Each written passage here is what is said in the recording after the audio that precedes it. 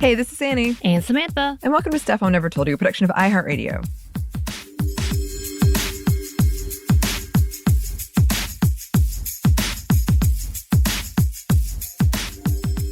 And welcome to, I guess, kind of part two. Man, me and my so many segments. Yes. Because this is an extended, we're going to talk a lot about board games forever because we love board games and we feel like we should be an open, welcoming, safe place for those who identify as non-binary, femme, whatever, to love board games, you know? You know, and so therefore we will continually talk about them. But in this one, we're going to throw it back with our adventures here. I mean, throw it back to 1989. And I was thinking, first of all, I was around 9 when this came out, to date myself, but it was a couple of years. I had just come to the U.S. a couple of years before. So very new to this whole U.S. because I don't think there's any version of this game. I'm sure there's versions of dating games, but not this game in Korea. Maybe there was because Hasbro bought it out, I think, in 1993. But originally it was with a different gaming company. But you were either a toddler or infant, or were you just born? I was a year old. Okay, then. Yeah. I don't want to talk about this anymore. But yes. And we're talking about one of these games that I remember playing, but I never owned, because this is a rich girl, middle-class game that I was not a part of. But my friends were, and they let me play this game. And honestly, while we were researching this, I remembered the original board game, Girl Talk, which is Truth or Dare, and Anney. Oh, yeah. Yeah, we might need to find that because I forgot about this one because there are dares, including calling boys on the phone. I remember this. No. And if you don't do it, you have to wear a zit on your face. Like they have zit stickers. I would be shocked if I could find a complete set that actually has zit stickers because you went through those. I did. You did? No. I mean, you went through the stickers. Yeah. I tried to find it. Oh, you did? Yes. Oh, of course you did. Because this is loosely based on, it was an episode, a Monday Mini we did. Yeah. A year ago, maybe more, about these games we remembered from our childhood. And you mentioned a bunch, and then I purchased them as a gift to you. Yes. A wonderful gift. So many. But I remember I couldn't find Truth or Dare. I would be shocked to find it. I remember there's also a phone one. There's a phone book one where it's a shape of a phone, and you have to, and I remember, like, my friend, I think, owned all of these games. She was an only child, very sweet, very spoiled. Like, got all the things, and this was her collection. So whenever I would go over, which was every weekend, we were very close friends, we would play these games. The Zit one, yes, you ran out of stickers pretty quickly because there was a lot of things I would not do. Yeah, I mean, like, I'm imagining now I would just, like, try to find a friend of mine and call and be like, hi. Right. Oh, my gosh. But, yeah, so this was a part of those games, and the one we're talking about is Girl Talk Dateline, I think we've previously mentioned, which has to include a cassette player, and Anney and I were, like, frazzled looking around. I now forgot, and Anney actually bought me a damn cassette player, y'all. It threw back so hard. The rewind, fast forward button really had me tricked. The trying to, like, plug up the speaker, which we do have a video. The audio is so quiet that I think, like, y'all have to turn up the volume super loud because we had to, like, be in complete silence with our ears to the speaker to hear whether or not we had a date. Yeah, so essentially it, like, came with a very interesting tech device, but it was like a little call box, and you would plug that into the headphone auxiliary cable, like, space. But so at first we didn't think it was working because we couldn't hear anything. We turned the volume all the way up and you could barely hear it coming from it. So yeah. It was quiet. It was very quiet. We were just, like, we were both of us silent, trying to figure out if we won. To the device, But yeah, so this was one of those games, and apparently the Girl Talk board game was created by Catherine Rondeau, and I hope I said that right. I did not see the other games accredited to her, which I wouldn't doubt that they were, because Girl Talk in itself was a brand. They had a whole level. Apparently there was like Disney versions, including That's So Raven Girl Talk games. I saw this on the list. I don't know how recent that was. So if any of y'all had the Disney version, I think I outgrew it by this point, surprisingly. So if y'all had this, please let us know. And let us know what these look like, because apparently there was 3 collabs with Disney shows. But yeah, before we talk about what we played and how it turned out, thought we would talk a little bit about the game. So this is a first player. This game is instructions, and there's so many articles, y'all. It says this: be the first player to match all your teen cards with dates, then find a date for yourself. The first player to get rid of all their teen cards by making dates wins. And in this, you are automatically assumed to be a woman who is heterosexual. Yes. So, giant red flags here. And yeah, so I went through and looked at different articles reviewing the game. It was kind of difficult, except for similar to what we've done, which is to review it ourselves. And they're everybody was like, this is really bad. This is really sexist. What the hell? Essentially was the comment in all of it. And yeah, so we have to go through the pictures, which we had a delightful giant game night with I believe pretty much all iHeart people that came. And friend of the show, Eves, who you hear once a month with Female First, she went through these cards and was so excited to talk about the boys and girls that were the options. I feel like we missed out not having her here playing that with us, because she was super excited. Yeah, because it's like essentially these cards, just kind of like very short dating profiles that are like likes, ponies, soccer, dislikes, parties, Scott. She really hates Scott, but yeah, she loves Scott. No, I don't. Inside. Well, that's spoiler alert. Yeah, so they're very kind of comical, just brief interest and dislikes that you're supposed to be able to match a boy and a girl together based on those. And Eves was loving just reading the descriptions and looking at the pictures, because it is from the 80s. So, the fashion, the looks have changed. The fashion, the hobbies, like some of them include, what was it? Cheerleading, which is, this is fine. The beach, jewelry, hates bugs, babysitting, gym class. My favorite was there were like 2 clear nerds, and one, the dude nerd, loved bugs, and I was like, oh no, so I can't match with this person who hates bugs. It's just kind of comical. It was quite funny. The whole level is absurd, but genuinely like concerning, and I will say, really simple. To the point that it was so simple that we thought we were doing it wrong. Yeah, I think there was one thing we got wrong, but we figured out later, which was where do you replace the cards? If your date fails, where do you put them back? And I think we kind of mixed that up at first, but we figured it out. Yeah, we got there.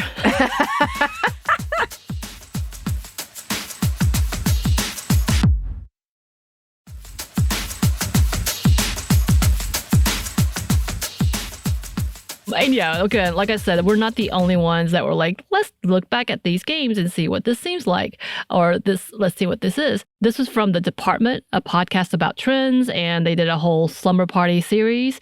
And a part of that is obviously, if you're from the 80s doing the slumber parties, you're going to play these games, which also included Mal Madness, which was also on another list with Girl Talk about being problematic games, problematic sexist games. Yes. And I was like, yeah, we talked about that too. It's bad. But in here, they do talk about both Girl Talk and the spinoff Girl Talk Dateline.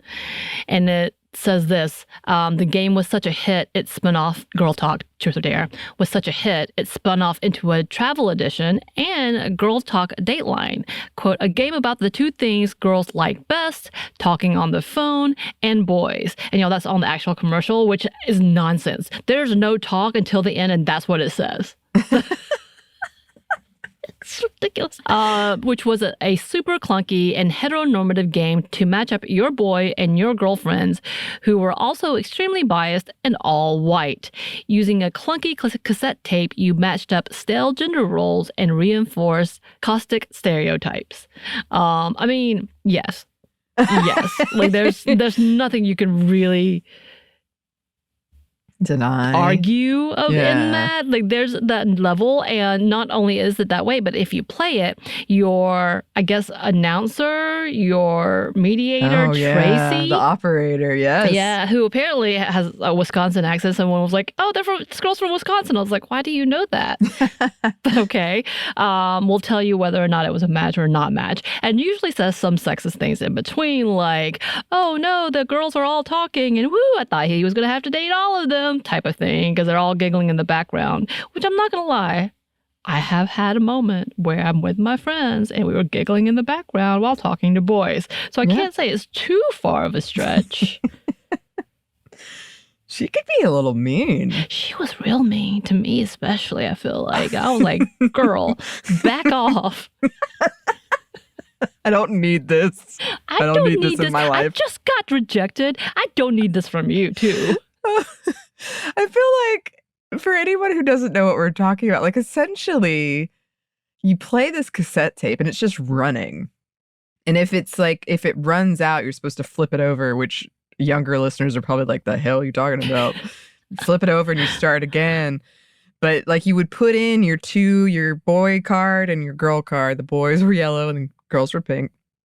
You put them into that little stereo thing that they came with the game, and you'd wait to hear if they had a talk or not and whether or not it was a match. And then Tracy was the operator, and she'd be like, "What a turkey," or whatever. Yeah, she did call somebody a turkey. That was my favorite. She did. That was a great quote.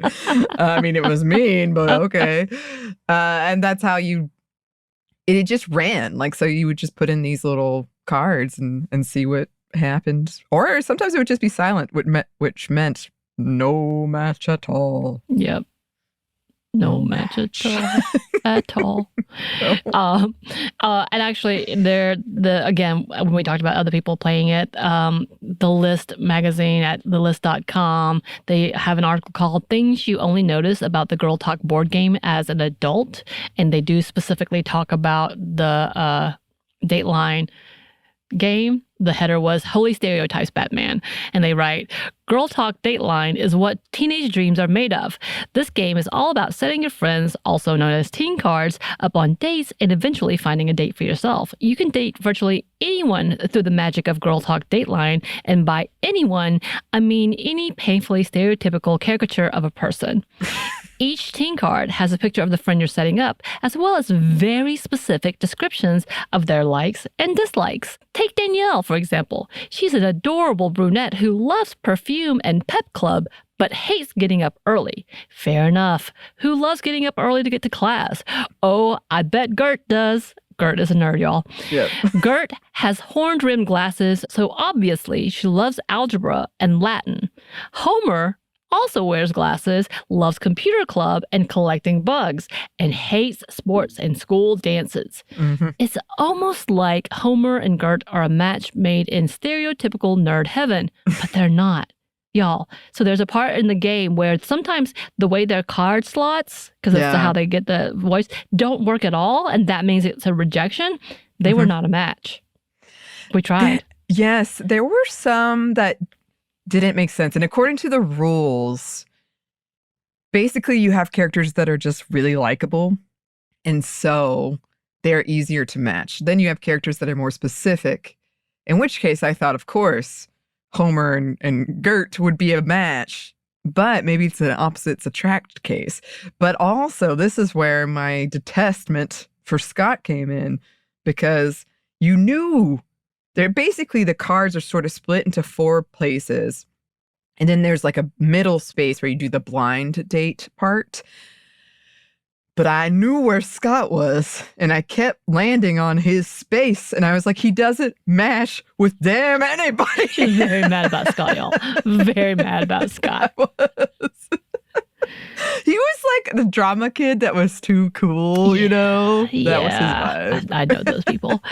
But yeah, and in this article, they basically talk about that. And then they basically talk about how even imaginary boys are jerks too. And I'm like, yeah, they surely are. How, again, it's whitewashed as hell because the one person that may be of color, you don't know because they're very light skinned or just tan, whichever it is. Right. And then they go on to talk about how girl talk is basically just boy talk. And they go on to say, just like the narrator in the creepy Girl Talk Dateline commercial says, Girl Talk Dateline is a game about the two things girls like best, talking on the phone and boys. That's right. Girl Talk might be the name of the game, but boy talk is what it's all about. What do you think sleepovers were for? Telling scary stories and French braiding your friend's hair? You're such a girt. I love this. Now call this imaginary boy and ask him on a date. Why? Don't leave Kurt alone. Why you gotta be mean? They talk about how, yes, even in this game, the dudes are so boring. And then they said that the girl talk is more like girl talk dated. Get it? Because it's old. They say, remember burying time capsules filled with your favorite things, photos of yourself during childhood, hoping future generations or aliens would find them a billion years later and be totally impressed with how cool of a kid you were. Well, opening a girl talk board game is like opening a time capsule to your most embarrassing years. Featherbanes? A cassette tape? Did you just step into Narnia circa 1994? Kids these days would need a translator just to get through the game. What's this weird white brick thing with a cord? Oh, there's a phone, the corded phone. All of the 90s nostalgia aside, the makers of Girl Talk left no room for anything but heterosexuality. In Girl Talk Dateline, the rules clearly state that only boys and girls can be matched, that they even color-coded the genders to make it easier. Boys are yellow and girls are pink. But don't get it twisted or you'll lose. And yeah, in that, Anney had to date a dude because that's you have a card that's supposed to be just has a heart on it. Yeah. And it's supposed to be representing you. And who did you end up matching with, Anney? Scott. Damn it. Damn Scott. It's a friends to enemy, but it was a friends to enemy because I thought he'd match, and then it was just an enemy, and then I ended up with him. Oh, but I won. Oh man. You won twice, but the first time she really tried to trick me by handing her card dates, and I was like, "Why do I?" Because we couldn't understand what Tracy was saying. It wasn't like because we were like, "I don't know if she's saying trade off or she said something else." It sounded like it was like past the date, but it was not that. It was essentially like put it next back. turn. Yeah. But like we were just like, what? What's happening, Tracy? What's happening? Yeah, Tracy. That Tracy.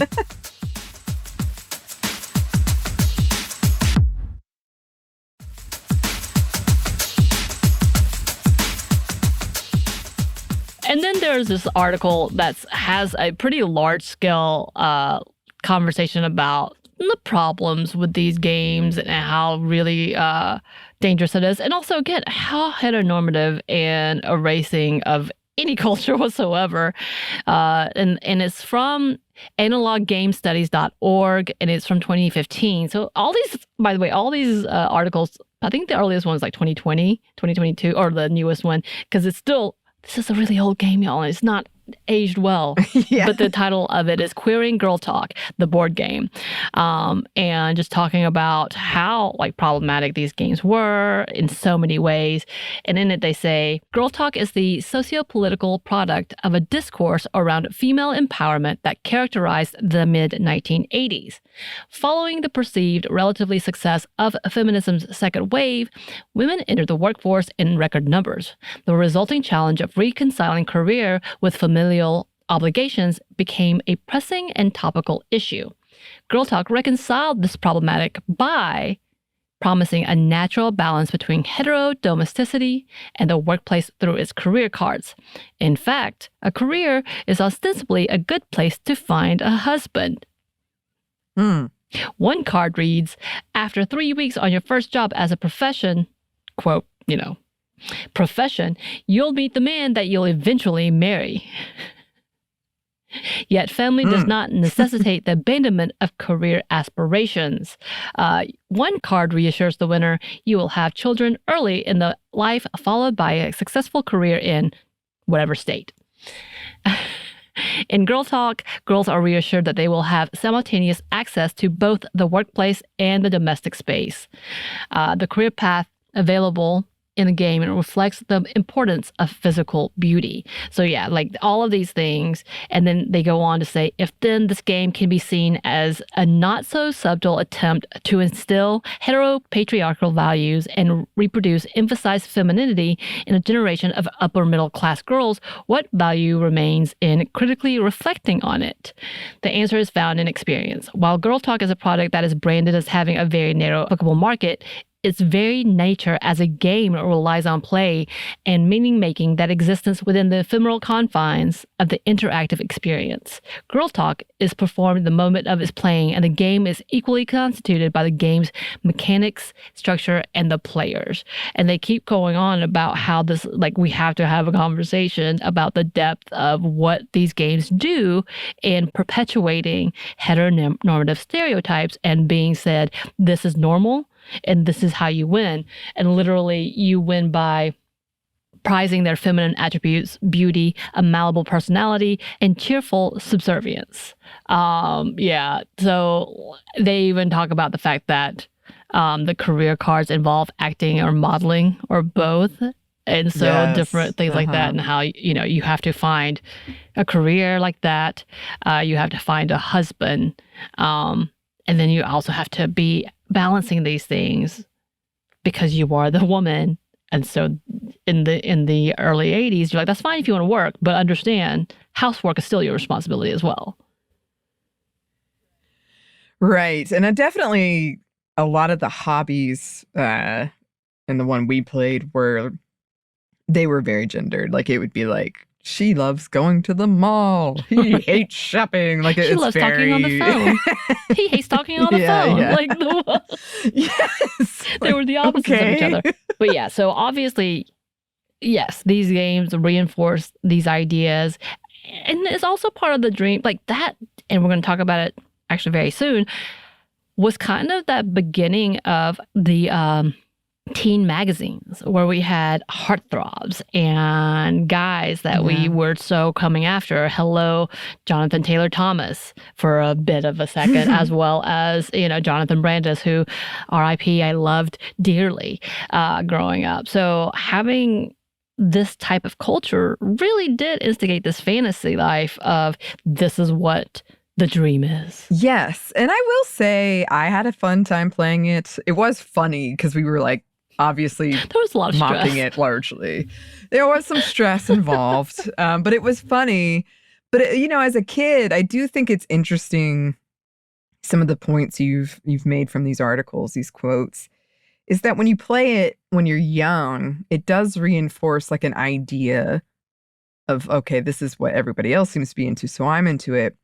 But it also can just be fun. Like, I'm not saying we shouldn't examine it and be like, here is the problems of it at all, because that does stick with you. And I think when I was a kid, I would see people get into this and I'd be like, okay, I should be into this. But there is kind of that space where you're all just sort of, like giggling and being like, oh, this is silly. Or like, I think I remember fighting with the girlfriends about these games, though. Oh, we got into fights. That can also happen. Teams. Also. But yes, we are going to do more of these adventures, including several of the games that Anney has given me. Mall Madness is going to be in there. Sweet Valley High. Babysitter's Club. Polite Society, which I don't know if we talked much about. I believe, was that an Etsy purchase? Yes, I think that one's more of a like try to survive in a Jane Austen novel. And I think that we're going to try to do that, as well as the fact that I just found out Margaret Killjoy, who is a friend of the show as well, did a whole RPG tabletop game. Oh, cool. I think we need to look into that too. Bring her on and let her talk about that.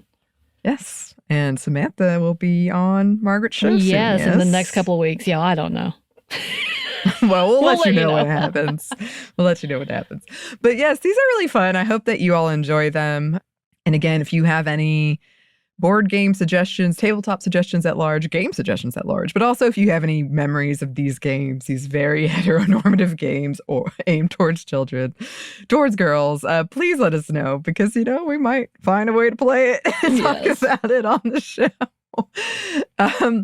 You can email us at stuffmediamomstuff@iheartmedia.com. You can find us on Twitter at momstuffpodcast or on Instagram and TikTok at Stuff Mom Never Told You.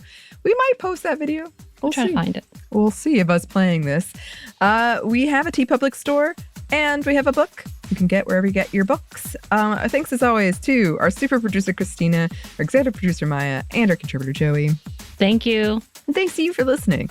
Stuff I Never Told You is production by iHeartRadio. For more podcasts from iHeartRadio, you can check out the iHeartRadio app, Apple Podcasts, wherever you listen to your favorite shows.